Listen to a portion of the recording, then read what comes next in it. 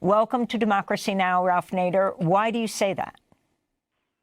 He was the last president to actively encourage participation and involvement in governmental processes by the progressive civic community in Washington and around the country.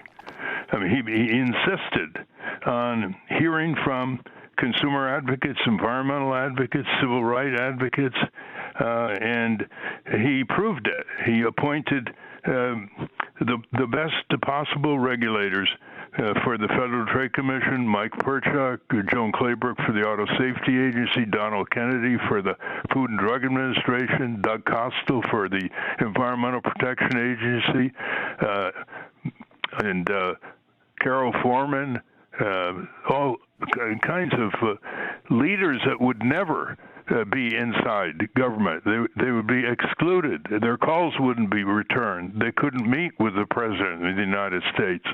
And so he really reflected his motto, why not the best? And he proved it.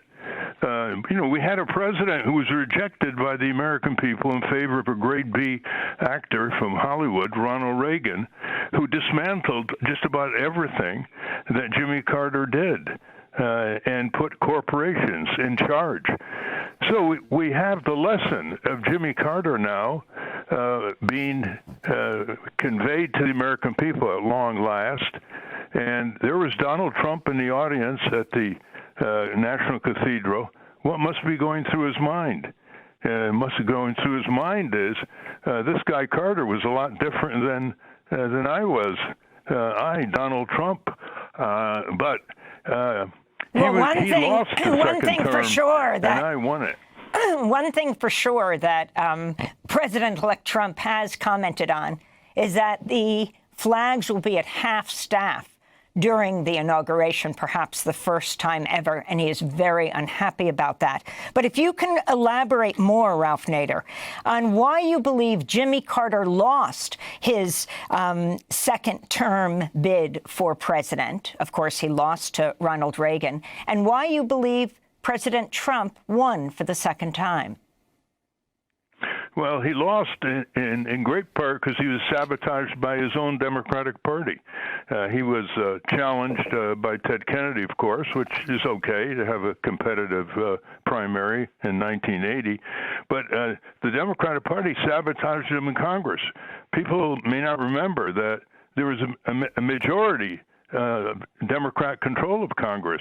They should have enhanced what he was doing, and they obstructed him all the way to defeating the Consumer Protection Agency, which was the prime goal of the consumer movement, which deals with health, safety, and economic well-being, after all. And this agency was going to intervene and challenge other federal agencies who were in a cushy relationship with their corporate patrons and playing loose with their mission in the public interest and giving corporations what they wanted. And this agency had the power to take them to court. Well, it was defeated by the Democrats in Congress. And so that weakened his performance.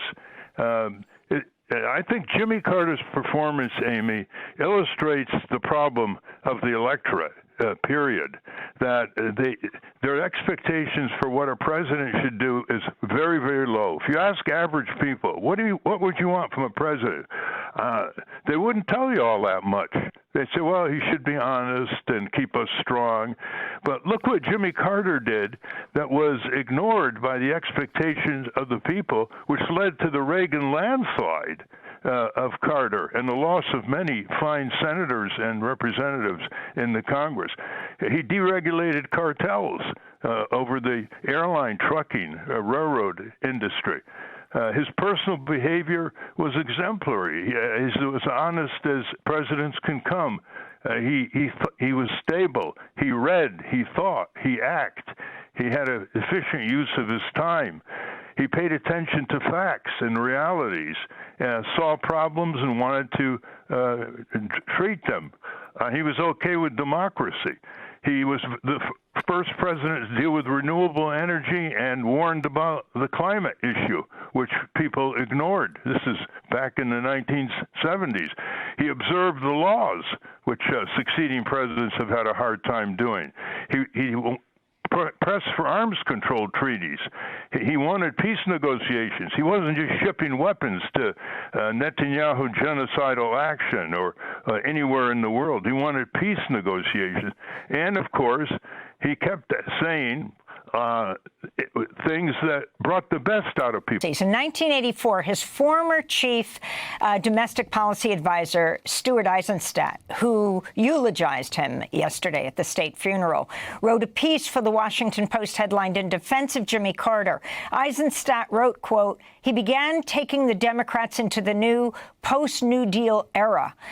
He did this by continuing to embrace the party's traditional social ideals while supporting fiscal moderation, less government intrusion in the economy, a philosophy of government that some now describe as neoliberal. He was strongly committed to fiscal moderation and government efficiency, pressed for tax reductions the nation could afford. It was Jimmy Carter, not Ronald Reagan, who began reducing the regulatory burdens on such industries as airlines, trucking, railroads, communication, and banks." Your last minute, Ralph Nader. Well, I'm just saying that we should observe the lessons of Jimmy Carter here.